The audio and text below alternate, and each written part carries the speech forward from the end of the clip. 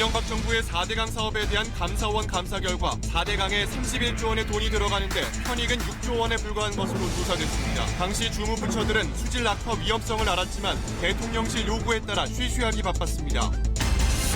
이명박 정부 당시 국정원이 4대강 사업에 반대하는 목소리를 막기 위해 민간인을 사찰하고 불이익을 줬다는 국정원의 자체 조사 문건을 KBS가 입수했습니다. 사찰 내용은 청와대 수석들에게 보고됐습니다.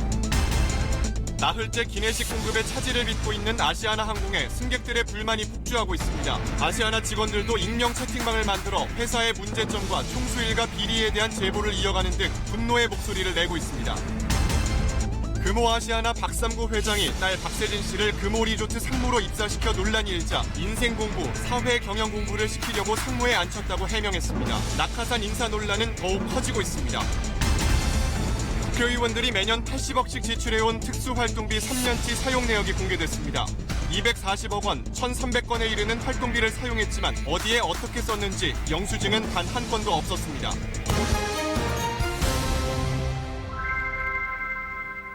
시청자 여러분 안녕하십니까? KBS 9시 뉴스입니다. 이명박 정부의 대표적인 국책사업인 4대강 사업에 대해서 감사원의 네 번째 감사 결과가 발표됐습니다. 4대강 시설물을 50년 동안 유지할 경우 세금 25조 원이 낭비되는 것으로 분석됐습니다. 첫 소식 이철호 기자입니다. 2009년 10월 착공부터 2012년 12월 주요 시설물이 완공될 때까지 4대강 사업공사에 투입된 돈은 23조 원입니다. 이후 50년 동안 4대강 시설을 유지한다고 가정하면 총 비용은 31조 500억 원으로 늘어납니다. 가장 큰 비중을 차지한 건 사업비 24조 7천억 원, 그리고 유지 관리비와 재투자에 드는 돈을 합한 금액입니다. 반면 4대강 사업으로 얻을 수 있는 편익은 6조 6천억 원에 불과했습니다. 31조가 넘는 총 비용의 투입 효과는 6조 원대, 결국 25조 원 가까이 허공에 뿌려진 셈입니다. 수변 공간 이용과 관련된 친수 항목의 편익이 3조 5천억 원으로 가장 많았고 수질 개선으로 얻는 이익은 2,300억 원이었습니다. 특히 4대강 사업의 주요 목적이었던 홍수 피해 예방 이익은 0원이었습니다. 보통 비용 대비 편익 비율이 1.0을 넘어야 경제성이 있다고 보는데 4대강 사업은 0.21에 불과했습니다. 그나마 한강이 0.69로 가장 높았고 금강은 0.17, 낙동강은 0.08이었습니다. 특히 영산강의 비용 편익 비율은 0.01, 이 지역에 투입된 비용 4조 7천억 원 대부분을 허공에 날린 셈입니다. 이번 경제성 분석은 실제 사업비와 실측 자료를 근거로 하였으며 홍수 피해 예방 편익의 경우 4대강 사업 후 현재까지 비가 적게 내려 과소 추정됐을 수 있고 이번 4대강 사업 경제성 분석은 감사원의 의뢰를 받은 서울대 산학협력단이 수행했습니다. KBS 뉴스 이철호입니다. 수십조 원의 세금을 쏟아부었지만은 4대강의 수질은 오히려 더 나빠졌습니다. 사업 시작 이전에 이런 부작용이 생길 걸 뻔히 알고 있었으면서도 환경부 등 주무부처 공무원들은 마치 영혼이 없는 듯 침묵과 은폐로 동조했습니다. 이어서 정세배 기자입니다. 환경부는 이명박 정부 출범 전 4대강 사업으로 인한 수질 오염의 우려를 꾸준히 제기했습니다. 하지만 사업이 본격화된 2009년 초 대통령실은 수질 오염과 관련된 표현을 삼가라고 요구합니다. 환경부는 그때부터 부정적인 의견은 알아서 삭제했습니다. 통상 5달에서 10달이 걸리는 환경영향평가도 이전 대통령의 지시에 따라 2-3달로 단축해 졸속으로 진행했습니다. 수질 개선 대책을 시행해도 사업 후에 일부 보호 구간에서 조류 농도가 증가할 것이라는 사실을 알게 되었는데도 이를 공론화하거나 추가 대책을 검토하지 않음에 따라 침묵의 대가는 4대강 사업이 완료된 직후 곧바로 나타났습니다. 4대강 유역 전국 16개 보의 수질을 분석한 결과 화학적 산소 요구량, COD 수치가 7개 보에서 악화됐고 개선된 곳은 단 한 곳뿐이었습니다. 여기에 낙동강 상류는 생물학적 산소 요구량인 BOD와 조류의 농도를 나타내는 클로로필 A까지 모두 나빠졌고 영산강도 조류 농도가 높아졌습니다. 여기에 녹조 현상의 주 원인인 남조류의 발생이 잦아져 전국 16개 보 가운데 11곳이 매년 조류경보 관심 단계 수준을 보인 것으로 나타났습니다. 특히 낙동강의 경우 유속이 최대 11배나 느려지면서 녹조 발생에 직접적인 영향을 미친 것으로 드러났습니다. KBS 뉴스 정세배입니다. 4대강 사업 전반을 주도하고 일일이 챙긴 사람은 바로 이명박 전 대통령이었습니다. 수심 6m를 확보하도록 구체적으로 반복해서 지시하는 등 한반도 대운하 사업을 염두에 둔 정황이 곳곳에서 확인됐지만 당사자인 이 전 대통령은 그 이유를 밝히지 않고 있습니다. 이어서 박경호 기자가 보도합니다. 대운하 사업도 국민이 반대한다면 추진하지 않겠습니다. 2달 후 당시 이명박 대통령은 정종환 국토해양부 장관에게 4대강 사업을 지시합니다. 그러면서 강 깊이와 보호 규격 등은 장석효 한반도 대운하 TF팀장의 의견을 따르도록 했습니다. 6개월쯤 지나 국토부가 지시사항이 과도하다는 결론을 내렸지만 당시 정종환 장관은 그런 내용을 보고할 수 없다며 무마했습니다. 이 전 대통령은 특히 낙동강의 최소 수심을 직접 챙기기도 했습니다. 실무진은 수심 3m 정도면 충분하다고 보고했지만 그럴 때마다 이 전 대통령은 강을 더 깊게 파라고 지시했고 결국 수심을 6m로 결정했습니다. 늘 수위 6m를 맞추는 것에 목표가 있었거든요. 이것은 5톤급의 선박이 다니는 용도 외에는 설명할 수가 없는 것입니다. 감사 과정에서 당시 국토부와 청와대실 직원들은 대통령이 운하에 관심이 많으셨다고 말했습니다. 이 전 대통령은 이에 대한 감사원 조사를 거부했습니다. 감사원의 방문이나 질문서 수령 등을 거부하며 감사에 협조하지 않아 사유나 근거를 확인하지는 못하였습니다. 이에 대해 이 전 대통령 측은 4대강 사업에 대한 정치적 감사는 중지되어야 할 것이라며 반발했습니다. KBS 뉴스 박경호입니다.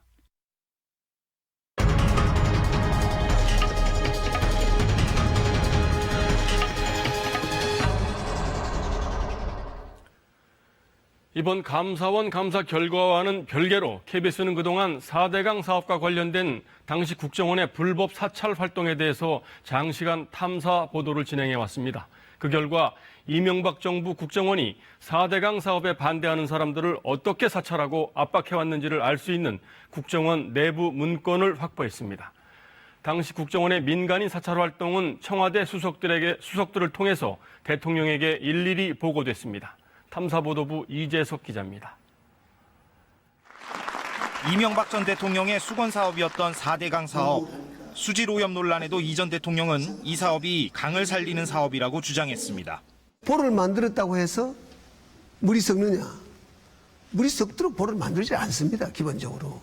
4대강 사업 관련 민간인 사찰 등 활동 내역이라고 된 국정원 문건입니다. 환경부 자료 요청에 따라 국정원이 스스로 조사해 내놓은 회신 내용입니다. 반대단체 간 연대 방해를 위해 기업 후원금 모금 차단, 환경단체 핵심 인물 24명의 신원자료 및 개인 비리 수집, 반대단체 견제 방안으로 세무조사 압박, 찬성단체 강화 방안으로 홍보활동비 지원, 종교계 반대 주도단체 개인 비리 언론보도 추진, 2008년 12월부터 2010년 6월까지 국정원이 진행한 사찰 내용이 모두 9개 항목으로 요약돼 있습니다. 사찰 내용들을 청와대 대통령실장과 수석들에게 일일이 보고했다는 게 눈여겨볼 부분입니다. 4대강 사찰과 관련해 국정원 내부 문건이 확인된 건 이번이 처음입니다. 특히 청와대 수석들이 연루됐다는 점도 처음 드러났습니다. 국가안보나 북한 관련이 아닌 4대강 살리기 정책에 국정원이 전방위적으로 민간인 사찰을 하고 불이익을 준 건 명백히 국정원법 위반입니다. 이 문서는 지난 3월 환경부 요청으로 국정원이 작성해 넘긴 요약본입니다. 국정원에 다량의 내부 자료가 있음을 짐작할 수 있습니다. KBS 탐사보도부는 단독으로 입수한 이 문건을 국민의 알 권리를 위해 인터넷에 공개했습니다. KBS 뉴스 이재석입니다. 이명박 정부 국정원의 불법적인 민간인 사찰 활동은 경제계, 학계, 종교계, 시민단체 등에 전방위적으로 펼쳐졌습니다.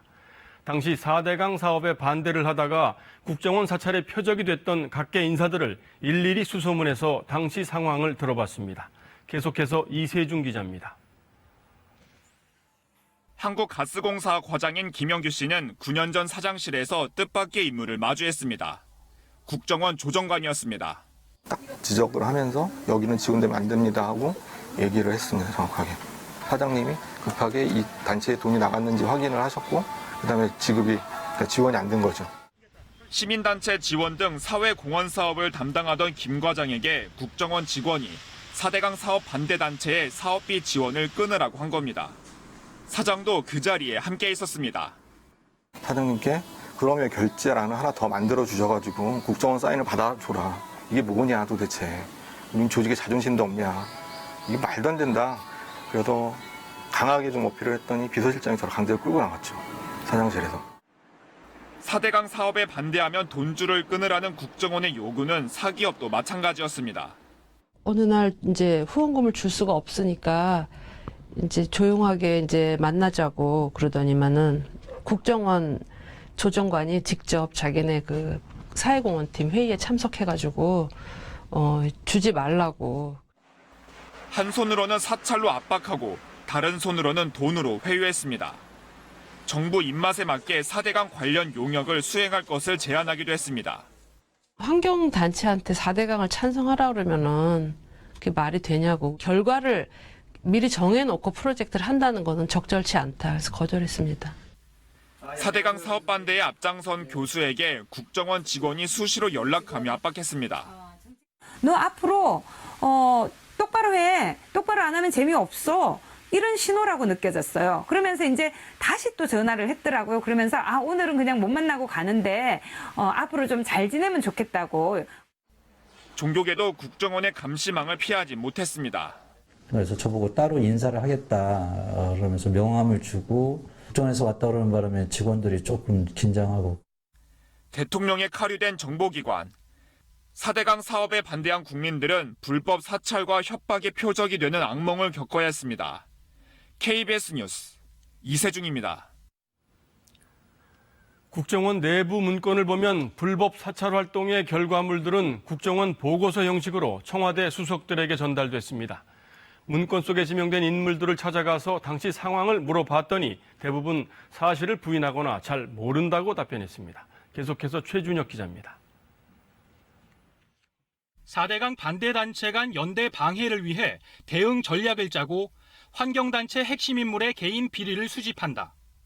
2009년 1월 국정원이 민정과 정무수석 등에 보고했다고 적혀 있습니다. 정동기 당시 민정수석을 이명박 전 대통령 재판이 열린 법원에서 만났습니다. 환경단체 핵심 인물에 대해서 신원 조회를 한다 이런 내용들이 있거든요. 국정원으로부터 보고를 받으시면요. 굳이 상상이나 되는 일이에요. 또 다른 4대강 사찰 보고 대상으로 지목된 맹형규 전 정무수석 역시 인정하지 않았습니다. 국정원 보고라는 게 무슨 올라오는 게 있었어요. 근데 그러다 없어졌다고 그다음에 기억이 전혀 없고 그때 그 바빠 죽겠는데 무슨 그런 건 내 별 신경 쓰지 않았어요. 사회, 환경, 종교단체 등에서 주요 4대강 반대 인물을 선정하고 내부 갈등을 유도하겠다는 방안도 제시했습니다. 보고 대상은 청와대 홍보기획관, 현재 왕성한 방송 활동을 하고 있는 박형준 교수입니다. 국정원의 일상적 정보 보고를 본 적은 있지만 4대강 관련 보고는 없었다며 적극 부인했습니다. 양심을 걸고 하는 얘기인데 더구나 홍보기획관실은 그런 거 하는 데가 아니거든요. 일 성격 자체가. 이 밖에 국정원 보고를 2차례 받은 것으로 등장한 권재진 당시 민정수석은 특별한 기억이 나지 않고 아는 것도 없다는 문자 메시지를 보내왔습니다. 국정원은 보고를 했다고 밝혔는데 나머지 다른 인사들도 연락이 닿지 않거나 입장 표명을 거부했습니다. KBS 뉴스 최준혁입니다. 지금까지 보도한 4대강 관련 민간인 사찰 문건에 대해 환경부는 오늘 똑같은 내용이 지난 3월 김은경 장관에게 보고됐다고 공식 확인했습니다. KBS는 내일도 국정원의 사찰이 실제 어떤 결과로 이어졌는지 계속해서 심층 보도해드리겠습니다. 아시아나 항공 관련 소식 전해드립니다. 기내식 대란이 나흘째 이어지며 고객들의 불만이 쏟아지고 있는데요. 회사 차원의 대응 방안은 마련되지 않았고 현장의 승무원들은 무릎까지 꿇으며 고객들의 항의를 받아내고 있습니다. 이런 가운데 박삼구 회장 등 오너 일가가 탑승한 항공기에서는 정상적으로 기내식이 제공된 것으로 알려졌습니다. 황경주 기자입니다. 나흘째 계속된 기내식 대란. 승객들은 답답하기만 합니다. 일부러 아시아나를 선택했거든요. 아이도 있는 상태여가지고 좀 전혀 기내식이 안 나오는 게 좀 걱정이 되긴 하는데. 욕설을 하는 승객도 있습니다. 나 잡아라 그래. 미안한 줄 알. 사과와 수습은 직원들의 목. 승무원들은 회사 차원의 대응 지침조차 없다며 분통을 터뜨립니다. 미안하다. 죄송하다. 무릎 꿇어라. 사무장들한테 다 맡겨버렸어요. 너희가 판단해라. 너무 화가 나고 거기에 대한 트라우마와 내일은 또 어떻게 비행을 해야 되지? 지난 1일 중국 칭다오행 항공편, 오늘 낮 프랑스 파리행 항공편, 박삼구 회장과 며느리, 손주 등이 탄 아시아나 항공편은 기내식이 차질 없이 납품됐습니다. 아시아나 직원들이 모인 단체 채팅방에선 이를 두고 비난의 글이 쏟아지기도 했습니다. 논란이 일자 아시아나 항공과 박삼구 회장은 회장이 탔다고 해서 특별 관리한 건 아니라고 해명했습니다. 제 플라이트는 뭐 음식 서비스를 하고 또 남의 이 손님 플라이트는 안 오고 막 이런 것은 아니었다는 것만은. 오늘 하루에만 인천공항을 출발한 아시아나 항공기 중 24편에서 기내식이 제공되지 않았습니다. 지난 나흘 동안 운행에 차질을 빚은 항공기는 170편입니다. KBS 뉴스 황경주입니다. 아시아나 항공 직원들도 분노의 목소리를 내고 있습니다. SNS 익명 채팅방을 만들어 회사의 문제점과 총수 일가의 비리 의혹에 대한 제보를 쏟아내고 있는데요. 경영진 사퇴를 촉구하는 집회도 예고하고 있습니다. 여러모로 대한항공 사태와 닮은 모습입니다. 박민철 기자입니다. 금호아시아나 그룹 직원들이 만든 SNS 익명 채팅방입니다. 박삼구 회장의 무능 경영이 이번 사태를 불러왔다는 성토가 쏟아집니다. 무책임한 회사 경영진이 현장 직원들에게 책임을 떠넘긴다는 비판도 이어졌습니다. 서류상 회사를 설립해 자금을 빼돌리다 사달이 났다거나 항공기 부품을 사지 않아 고장이 잦다는 등 각종 의혹 제보도 잇따랐습니다. 워낙 환경 자체가 지금 열악하다 보니까 항공기가 고장이 나거나 자석이 고장이 나거나 그러면 이걸 고쳐서 가야 되는데 그냥 가는 거예요. 오늘 오전 첫 번째 채팅방이 순식간에 10,000원이 됐고 두 번째, 세 번째 채팅방이 생기면서 참가 인원만 2,000명이 넘었습니다. 직원들이 참여하는 집회도 조만간 열립니다. 아시아나 항공노조는 오는 6일 이번 사태와 관련해 경영진 규탄 촛불 집회를 열겠다고 밝혔습니다. 경영진 관리자들의 갑질에 의해서 분노의 시작이라고 생각합니다. 그날 분노로 표출돼 갖고 다 나올 것이라고 생각을 하고 있습니다. 최근 납품 문제로 압박을 받다 스스로 목숨을 끊은 기내식 납품업체 대표도 추모할 예정입니다. 신분 노출을 피하기 위해 대한항공 직원들처럼 마스크나 가면을 쓰고 참석할 것으로 보입니다. 2달여 전 조현민 전 대한항공 전무의 갑질 논란에서 시작된 대한항공 사태가 아시아나 항공까지 불붙을지 관심입니다. KBS 뉴스 박민철입니다. 이처럼 아시아나 항공에 대한 비난 여론이 거세지자 박삼구 회장이 오늘 기자회견을 열어 국민들에게 사과했습니다. 그러면서 이번 기내식 사태와 관련해 대한항공의 아쉬움을 표현했는데요. 박대기 기자가 보도합니다. 아시아나 기내식 대란 나흘 만에 박삼구 회장과 경영진이 머리를 숙였습니다. 박 회장은 국민에게 심려를 끼쳐 죄송하다면서 특히 숨진 협력업체 대표 유족에게 사과했습니다. 불행한 일을 당하시게 돼서 무척 죄송스럽게 생각하고 유족들께 깊은 사과의 말씀을 드리고 싶습니다. 박 회장은 기내식 사태로 불편을 겪은 승객들과 아시아나 항공 직원들에게도 사과했습니다. 직원들이 엄청난 고생을 하고 있다면서 제보방에 올라오는 회사의 잘못을 고치겠다고 했습니다. 기내식 공급업체가 바뀌는 과정에서 사전 준비가 부족했다면서도 기내식 사업을 하는 대한항공이 도와줬다면 대란은 없었을 거라며 경쟁사에 대한 아쉬움을 공개적으로 드러냈습니다. 극단적으로 대한항공에서 도와주면 또 해결할 수 있었습니다. 근데 죄송스럽게도 협조를 못 받았습니다. 납품업체를 바꾼 대가로 그룹 내 투자를 받은 게 아니냐는 의혹에 대해서는 강하게 부인했습니다. 훨씬 유리한 조건으로 우리가 계약을 했고 그 계약에 전략적인 파트너로 들어온 것은 케이터링과는 전혀 관계없이 박 회장은 내일부터 기내식 공급 차질이 없도록 하겠다고 밝혔습니다. 하지만 박 회장의 기자회견 직후 아시아나 직원 제보방에는 책임자가 대한항공을 끌어들이며 남 탓을 하고 있다며 비난 섞인 글이 쏟아졌습니다. KBS 뉴스 박대기입니다. 이 아시아나 기내식 협력업체를 살펴보니 아시아나 임원 출신들이 장악하고 있었습니다. 관행적으로 아시아나에서 협력업체 대표를 지정했다고 하는데 이 때문인지 계약 과정도 석연치 않아 보입니다. 김나나 기자가 취재했습니다. 지난 15년간 아시아나 항공에 기내식을 공급한 이 업체, 아시아나 소유 건물을 임대해 쓰고 있습니다. 앞으로 임대 기간이 3년 더 남아있는데 납품길은 막혀도 연간 65억 원의 임대료를 내야 하는 처지입니다. 회장님이 명령을 했겠죠. 눈에 가시가 됐으니까 애초에 이런 문제가 벌어질 거라 알면서도 간 거고요. 아시아나 항공은 기내식 공급업체의 협력업체 인사도 관여한 것으로 보입니다. 새로 계약을 맺은 공급업체의 협력업체 4곳을 살펴봤습니다. 기내식 운반을 주 업무로 맡은 업체 대표 주모 씨, 헤드폰과 음료 등 기내 소모품을 담당하는 업체 대표 박모 씨, 모두 아시아나 고위 임원을 거쳤습니다. 나머지 2곳의 대표도 모두 아시아나 출신입니다. 업계 관계자는 KBS와의 인터뷰에서 아시아나 항공이 특정 협력업체에 대해선 자신들이 콕 집은 사람을 대표로 보내는 게 불문율 이었다고 전했습니다. 이렇다 보니 공급업체가 바뀌어도 협력업체들은 업무를 그대로 이어갔습니다. 총수 일가에 막대한 수익을 추구하는 과정에서 위장회사를 세워서 관리한 거라면 이건 중대한 위법 행위가 되기 때문에 검찰과 공정위가 철저히 수사를 해서 진상을 밝혀야 된다고 보고 있습니다. 국토부는 협력업체와 관련한 의혹들이 항공 안전에 영향을 미치는지 여부를 살펴볼 계획입니다. KBS 뉴스 김나나입니다. 이번 아시아나 항공의 기내식 사태는 박삼구 회장이 그룹 재건을 위해 무리한 경영을 계속해온 것이 근본적인 원인이라는 지적이 나오고 있습니다. 공정거래위원회도 금호 아시아나 그룹 계열사 간 부당 지원 의혹에 대한 조사를 벌이고 있습니다. 보도에 오현태 기자입니다. 금호 아시아나 그룹은 2009년 금호산업과 금호타이어가 워크아웃에 들어가면서 한 차례 공중분해됐습니다. 시장에서 무리라고 지적하는데도 대우건설과 대한통운을 사들인 게 화근이 된 겁니다. 박삼구 회장은 이후 그룹 되살리기에 열을 올렸고 2015년 금호산업 경영권을 7,200억 원에 되찾았습니다. 이렇게 박삼구 회장 일가에서 시작해 아시아나항공까지 이어지는 그룹 지배구조는 완성됐습니다.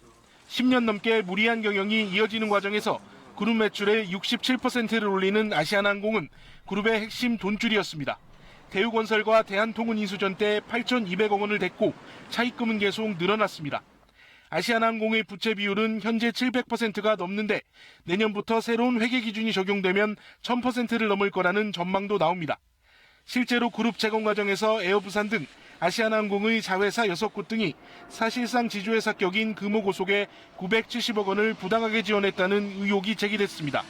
금융권에서 받은 이자는 연 6.5%가 넘는 수준이었는데 계열사 이자는 연 2, 3%대에 불과했다는 겁니다. 이런 의혹들은 공정거래위원회의 조사 선상에도 올라 있습니다. 오너들이 항상 자기가 가진 지분만큼의 권한을 행사하면 되는데 그 이상을 행사하려고 하다 보니까 무리가 발생하고 그러다 보니까 이런 사회적으로 뭔가 지탄을 받게 되는 것 같습니다. 공정위는 지난 1월 현장 조사에 이어 추가 현장 조사를 벌이는 등 조사를 이어가고 있습니다. KBS 뉴스 오현태입니다. 이런 와중에 박삼구 회장의 딸 세진 씨가 금호 리조트의 상무로 입사했습니다. 시작부터 임원으로 회사에 발을 들인 건데 전형적인 낙하산 인사라는 비판이 나옵니다. 보도에 이중근 기자입니다. 지난 1일 금호 리조트 상무로 선임된 박삼구 회장의 딸 세진 씨는 그룹 내 근무 경력이 전혀 없습니다. 곧바로 임원으로 취업한 겁니다. 100대 그룹을 따져봤더니 총수 일가 자녀 45명 가운데 임원으로 시작한 사람은 박상무를 포함해 9명. 일본 호텔 근무 등 경력이 있다지만 낙하산 인사라는 비판은 피해가기 힘듭니다. 이에 대해 박 회장은 오늘 기자들에게 딸을 예쁘게 봐달라고 부탁했습니다. 그룹으로 보면 아주 적은 회사죠. 거기에서 훈련을 하고 인생 공부도 하고 사회 공부도 하고 경영 공부도 하는 게 낫지 않겠느냐. 박 회장의 아들 박세창 사장은 초고속으로 임원이 됐습니다. 2002년 차장으로 입사해 4년 반 만인 2006년 금호 아시아나그룹 이사로 승진했습니다. 일반 회사원의 평균 소요기간 24년보다 훨씬 짧은 것은 물론이고 100대 그룹 총수 일가 자녀들이 평균 5년이 걸렸던 것과 비교해도 단기간입니다. 현재로선 재벌 총수 자녀의 초고속 임원 승진을 견제할 장치는 사실상 없습니다. 경영 실패에 대한 피해를 회사가 지게 되고요. 궁극적으로 회사의 구성원인 주주와 노동자들이 희생을 당하는 그룹 지주사격인 금호고속 지분을 각각 18.7%와 1.5%씩 갖고 있는 박세창 사장과 박세진 상무가 경영권 승계 과정에서 지분을 어떻게 늘려갈지도 지켜봐야 할 대목입니다. KBS 뉴스 이중근입니다. 다음 소식입니다. 국회 특수활동비 사용 내역을 공개하라는 대법원 결정에 따라서 그동안 베일 속에 가려져 있던 국회 특수활동비 세부 내역이 일부나마 처음으로 공개됐습니다. 2011년부터 3년치만 공개된 규모가 약 240억 원이었는데 영수증이 한 장도 없어서 어디에 썼는지는 알 수도 없었습니다. 말 그대로 국회의원들의 쌈짓돈이었습니다. 먼저 황현택 기자가 보도합니다. 공개된 특수활동비는 2011년부터 3년치 자료입니다. 11년 86억 원, 12년 76억 원, 13년 77억 원 등 모두 38개 항목 240억 원 규모입니다. 먼저 교섭단체 원내대표들에겐 매달 급여처럼 특활비가 지급됐습니다. 정책 지원비 명목으로 여당은 월 1,200만 원, 제1야당은 1,000만 원을 받았고 활동비로는 여당이 월 평균 3,000만 원, 제1야당은 2,500만 원을 받았습니다. 영수증 제출이 필요 없는 3, 4천만 원 이상의 뭉칫돈이 다달이 건네진 것입니다. 받는 이 역시 거리낌이 없었습니다. 그거 나한테 넘으면 내 돈 아닙니까? 그 집에 갖다 주는 게 무슨 그게... 16개 상임위원장 역시 마찬가지입니다. 활동비 명목으로 매달 600만 원이 지급됐고 국감 시즌으로 접어드는 9월에는 지원비로 700만 원, 정기국회 대책비로 300만 원을 더 얹어줬습니다. 이른바 힘있는 상임위로 꼽히는 법사위의 경우 활동비가 월 1,000만 원으로 특별 대우했고 여기에 위원장과 여야 간사는 별도의 현금까지 챙겨줬습니다. 아는 사람들과 관계되는 사람들의 아주 소수만 이렇게 해서 진행되는 부분이라. 이 밖에 입법 정책개발 명목으로 모든 의원이 월 50만 원씩 받아가는 등 사용처가 모호한 항목도 부지기수였습니다. 국회 특활비가 생긴 1994년 이후 세부 내역이 공개된 건 25년 만에 처음입니다. 지급 사례는 모두 1,300건에 달했지만 실제 이 돈을 어디에 썼는지 영수증은 단 한 건도 없었습니다. KBS 뉴스 황현택입니다.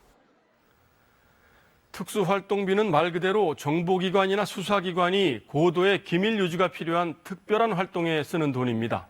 그런데 국회가 쓴 특수활동비 내역을 보면 기밀과는 전혀 관련이 없는 일상적인 업무에 쌈짓돈 빼먹듯 특수활동비를 썼습니다. 이어서 김영인 기자의 보도입니다. 6년 전 열린 제19대 국회 개원식. 특권은 없고 헌신과 고뇌만 있는 일하는 국회상을 함께 만들어 나갑시다. 이 행사에 특수활동비 300만 원이 쓰였습니다. 사무처는 의원 외교활동이라는 명목으로 특활비에서 뺐었습니다. 관행도 좀 있었겠죠. 그때만 그렇게 쓰거나 그러진 않았을 거예요. 2013년 재헌절 경축식 경비, 2014년 국회의장의 광복절 경축식 참석 경비도 의원 외교활동으로 분류해 모두 특활비로 충당했습니다.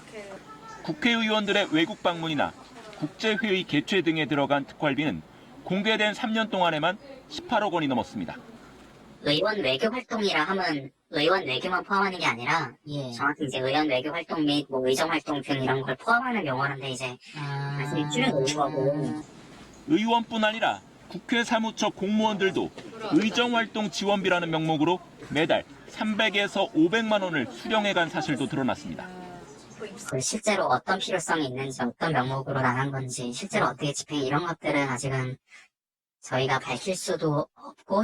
기획재정부 지침대로라면 정보, 사건 수사 등 기밀 유지 활동에 써야 하는 특수활동비. 원내대표를 지낸 한 전직 국회의원은 특수활동비는 용처를 얘기하지 않게 돼 있는 돈이고 다 용도가 있다며 구체적 집행 내역을 공개하지 않는 것을 당연시했습니다. KBS 뉴스 김영인입니다. 현직 국회의원 가운데서 유일하게 특수활동비를 받지 않겠다고 선언한 분이 있죠. 정의당 원내대표인 노회찬 의원인데요. 이 자리에 모시고 국회 특수활동비의 문제점에 대해서 좀 더 자세한 얘기 나눠보도록 하겠습니다. 노 의원님 어서 오십시오. 네, 반갑습니다. 안녕하십니까. 예. 지난달 초였던가요? 양심상 도저히 특수활동비를 못 받겠다 이렇게 말씀을 하시면서 이제 석 달치 3천만 원을 반납을 하셨단 말이죠. 네네. 근데 양심상 도저히 못 받겠다라고 하신 이유가 뭔지 좀 설명을 해줄 수 있을까요? 우선 저희들은 특수활동비 폐지가 당론입니다. 네. 게다가 그래서 안 받으려고 했지만은 수령을 거부할 수 없어가지고 받은 뒤에 반납하는 방법을 택했고요. 네. 그리고 당시에 이제 여러 가지 경제가 어렵다고 최저임금 그 산정액도 이렇게 범위를 넓히는 네. 그런 소동까지 있었던 차에 예. 이게 눈먼 돈처럼 보이는 특수활동비를 받고 쓰는 것이 양심에 정말 괴로웠죠. 네, 그러셨군요. 이제 특수활동비를 받아보신 경험자신데 네. 통상 이제 국회의원들에게 특수활동비가 어떤 방식으로 지급이 되고 어떤 방식으로 사용이 되나요? 주로 이제 지급 대상이 의장단, 그다음에 상임위원장, 그다음에 각 당 원내대표 이렇게 네. 되는데 예. 저는 원내대표 자격으로 받은 셈인데 예. 절반은 그 당의 그 계좌로다가 이체가 되고 네. 나머지 절반은 밀실에서 1대1로 만나가지고 5만 원권 현찰로 주는 겁니다. 그러니까 얼마를 주는지도 기록에 남지 않고 예. 얼마를 받았는지 누가 받았는지도 기록에 남지 않는 방식이죠. 근데 이제 오늘 공개된 내역을 보면 의정 지원과 관련된 특수활동비 이제 내역이 가장 크거든요. 근데 이제 의정 지원과 관련된 예산은 따로 다 책정이 돼 있는데 왜 굳이 또 특수활동비가 필요한지 잘 이해가 안 되는데. 그러니까 특수한 목적에 쓰는 돈이라기보다는 예. 의정 활동에 이미 그 편성돼 있는 예산이 많음에도 불구하고 일정액은 영수증 처리 안 하겠다라고 면제시켜 주는 겁니다. 예. 그러니까 모든 국가의 예산은 쓰고 난 뒤에 결산의 대상이 되지 않습니까? 그리고 제대로 쓰는가 관리 감독을 해야 되는데 그런 감독 대상에서 면제시켜 주는 겁니다. 네. 묻지 않겠다라고 이렇게 돈을 미리 일정액을 책정해서 마음대로 쓰게 만드는 거죠. 네. 말씀하신 대로 이제 정의당은 당론으로 특활비 폐지를 추진하고 계시고 또 노 의원님 본인도 개인적으로 이제 그 특활비 폐지를 하는 법안을 준비하고 계시다고 제가 들었는데. 네, 법안을 지금 발의 중에 있습니다. 예. 근데 그 대표 발의하시고 이제 같이 발의에 참여하시는 의원들이 참여율이 저조하다고 들었거든요. 왜 그런 건가요? 제가 볼 때는 제가 만난 다수의 국회의원들은 특활비 폐지에 동의하고 있습니다. 네. 다만 그 당론으로 아직 그 입장들이 안 정해진 당들이 있다 보니까 당론이 없는 속에서 개인이 움직이기 좀 힘들어서 동참하지 않는 경우도 있고 또 이게 지방선거 와중에 또 법안이 발의되면서 네. 아직 참여가 이제 덜 이렇게 판단된 그런 분도 계신 것 같습니다. 지금 이번에 공개된 게 2011년부터 지금 3년치만 공개됐단 말이죠. 네. 그럼 그 이전 거 또는 2014년 이후 거 이 부분에 대해서는 앞으로 어떻게 돼야 된다고 보십니까? 예, 그 부분에 대해서 지금 현재 상황에서는 시민단체든 개인이든 공개 요청을, 정보 공개 요청을 하게 되면은 결국에는 국회가 거부하더라도 다 공개하게끔 돼 있습니다. 그럼 지나간 특수활동비는 다 공개 대상이 되고 또 공개할 수밖에 없는 상황이 되었다면은 그러면 앞으로도 계속 특수활동비를 지불하고 편성하고 지불하고 또 공개하라면 공개하는 이게 참 어리석은 일이죠. 그렇죠. 그래서 이런 일을 반복하지 않으려면은 국회에서 즉각 이번 정기국회에서 내년도 예산부터 특수활동비를 폐지하거나 최소한으로 줄이는 그런 노력을 갖다 여야 간에 합의를 해야 된다고 봅니다. 네, 알겠습니다. 네, 노회찬 의원님 오늘 말씀 잘 들었습니다. 고맙습니다. 감사합니다. 지금 법원에서는 권성동 자유한국당 의원과 이채필 전 고용노동부 장관에 대한 구속영장 실질심사가 동시에 열리고 있습니다. 현장에 나가 있는 취재기자 연결해 보겠습니다. 김민정 기자, 두 사람에 대한 구속 여부는 언제쯤 결정이 됩니까? 네, 이제 곧 두 사람의 구속 여부가 가려질 것으로 보입니다. 오늘 영장실질심사는 오전 10시 반에 시작됐는데요. 오후 1시쯤 신문이 모두 끝나고 지금은 영장 전담 판사들이 두 사람의 기록을 검토 중입니다. 두 사람은 오늘 똑같은 시각에 서울중앙지법 319호 그리고 321호 법정에서 법정 하나를 사이에 두고 동시에 심사를 받았습니다. 이 때문에 법원 안팎도 이른 아침부터 분주했는데요. 수많은 취재진이 포토라인을 치고 대기하는가 하면 권 의원의 구속을 촉구하는 청년 단체들의 기자회견이 진행되기도 했습니다. 이런 가운데 법원에 먼저 도착한 건 권성동 자유한국당 의원이었습니다. 권 의원은 강원랜드에 자신의 비서관이었던 김모 씨와 지인의 자녀 등 10여 명의 채용을 부정 청탁한 혐의를 받고 있습니다. 곧이어 이채필 전 고용노동부 장관이 휠체어를 타고 도착했습니다. 이 전 장관은 이명박 정부 시절 한국노총과 민주노총을 분열시키기 위해 제3노총인 국민노총을 세우는 데 가담한 혐의를 받고 있습니다. 권의원과 이 전 장관은 모두 자신들의 혐의를 부인했습니다. 그 사실 인정과 법리 구성에 문제점이 많고 또 무리한 그런 구성이 있기 때문에 먹구름이 끼어도 진실의 태양은 언젠가 나타날 걸로 믿습니다. 두 사람은 오늘 오후 영장 심사를 끝마친 뒤 각자 결과를 기다리고 있는 중인데요. 두 사람의 구속 여부는 오늘 자정 전후로 결정될 것으로 보입니다. 지금까지 서울중앙지법에서 KBS 뉴스 김민정입니다. 부동산 보유세, 즉 종합부동산세를 올리는 내용의 세제 개편 권고안이 어제 발표됐죠. 다주택자 또는 고액 부동산 보유자에게 세금을 좀 더 걷자는 내용이었는데 당장 시장 분위기는 어떨까요? 오대성 기자가 둘러봤습니다. 서울 강남의 한 아파트 단지. 1년 새 집값이 5억 원 올라 112제곱미터짜리 집 한 채가 30억 원이 넘습니다. 권고안대로 계산해보면 1주택자의 경우 추가되는 종부세 부담은 50만 원 정도입니다. 세금이 좀 올랐다고 해서 매매부터 안할 것 같은데요? 다주택자 역시 늘어나는 세금을 감당하겠다는 분위기입니다. 웬만큼 한치 없는 사람 갖고 있는 거지. 상가나 가게세 나오는 거라든지 있으면 그런 거 일단 대체할 수 있는 게 있으니까. 집값 상승분이 세금 부담을 충당할 수 있을 거란 기대에 집 처분을 고민하는 사람은 거의 없습니다. 이걸 올리는 금액이 그렇게 크지가 않다는 얘기를 느낌들이. 뭐 보유세로 인해서 미치는 영향은 크게 없어요, 지금 아직. 때문에 다주택자 양도세 중과가 시행된 4월 이후 이미 거래가 뚝 끊긴 부동산 시장의 분위기는 한동안 이어질 걸로 보입니다. 아주 비싼 집이 아니면은 종부세 부담이 크게 늘지 않기 때문에 당분간 지켜보자는 분위기가 이어질 것으로 예상이 됩니다. 이렇다 보니 실거래가의 70%도 안 되는 공시가격을 현실화해야 한다는 주장도 나오고 있습니다. 그런 실거래가 데이터 같은 것만 제대로 관리한다면 부동산 공시가격이 실거래가에 근접할 수 있는 이 공시가격을 현실화하려는 로드맵을 제시해야 된다고 생각합니다. 이런 가운데 김동연 경제부총리는 오늘 종부세 인상은 점진적일 필요가 있고 금융소득 종합과세 강화는 좀 더 검토해봐야겠다며 재정특위와 온도차를 보였습니다. KBS 뉴스 오대성입니다. 한 여고생이 또래 10명에게 몇 시간에 걸쳐 집단 폭행을 당했습니다. 한밤중 산으로 끌고 가 때리고 성추행까지 했는데요. 가해자들은 소년법을 적용받아 처벌이 가벼울 거라며 반성의 기색도 없습니다. 송금한 기자가 보도합니다. 여고생 A양은 악몽 같은 시간을 보내고 있습니다. 온몸이 멍들고 상처가 나 성한 데가 없습니다.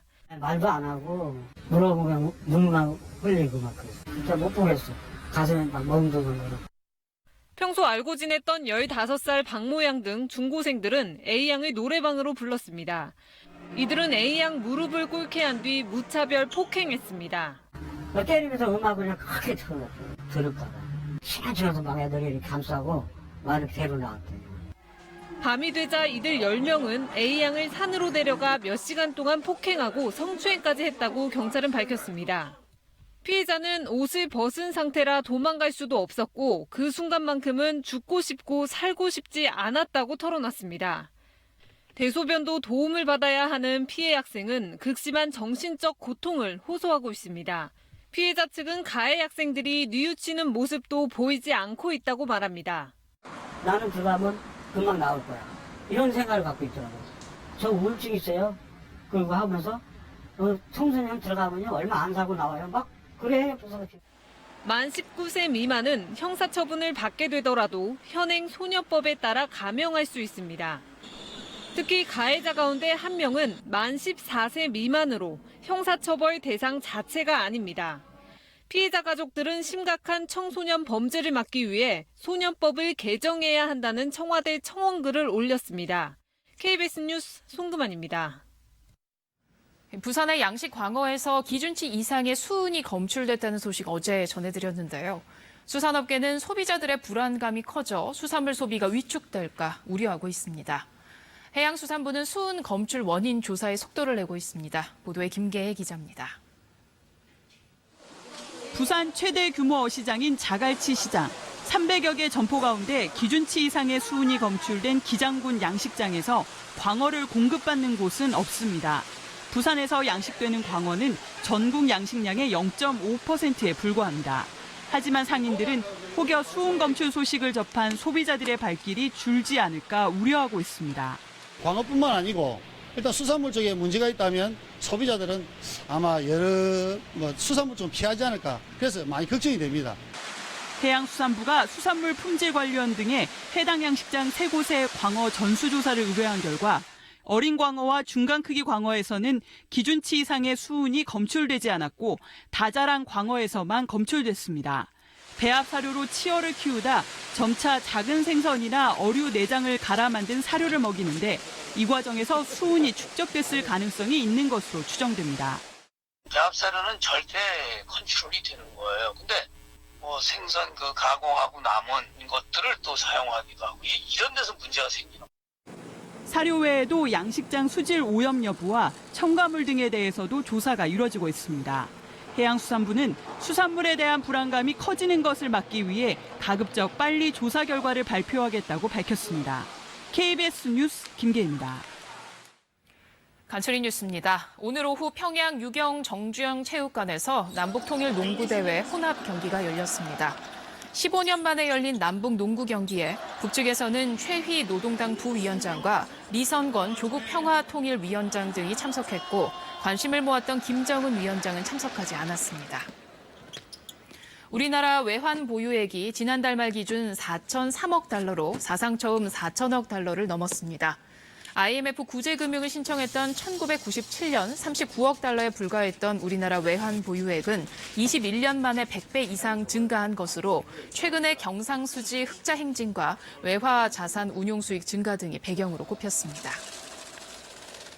지난 1일 전북 익산의 한 종합병원 응급실에서 근무 중이던 당직 의사를 술에 취한 40대 환자가 마구 폭행해 파문이 일고 있습니다. 해당 의사는 코뼈 골절 등 전치 3주의 상해를 입었고 폭행 영상이 공개되면서 가해자를 강력히 처벌해야 한다는 글이 청와대 국민청원 게시판에까지 올랐습니다. 폭우로 동굴에 갇혔던 태국 축구팀 소년들이 실종 열흘 만에 발견됐다는 소식 어제 전해드렸는데요. 이 동굴의 상당 부분이 물에 잠겨 있어 구조가 쉽지 않은 상황입니다. 당국은 소년들에게 잠수 교육을 시키며 적당한 구조 시점을 기다리고 있습니다. 치앙라이 현지에서 유석조 특파원입니다. 동굴 입구로부터 5km 안쪽에서 기적적으로 살아있었던 소년들과 코치. 음식과 담요를 전달받고 상처 치료도 받으며 한결 여유를 찾은 모습입니다. 구조 당국은 조속히 이들을 구출해내겠다는 방침이지만 쉽지 않은 상황입니다.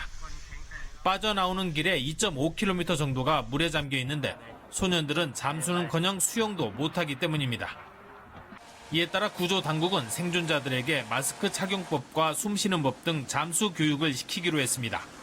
I don't think it will take long. You would basically have them sitting on land first so they can do a dry test, make sure they're comfortable. 하지만 변수는 날씨. 비가 더 내려 동굴 안 수위가 높아지면 구조가 어려워지기 때문입니다.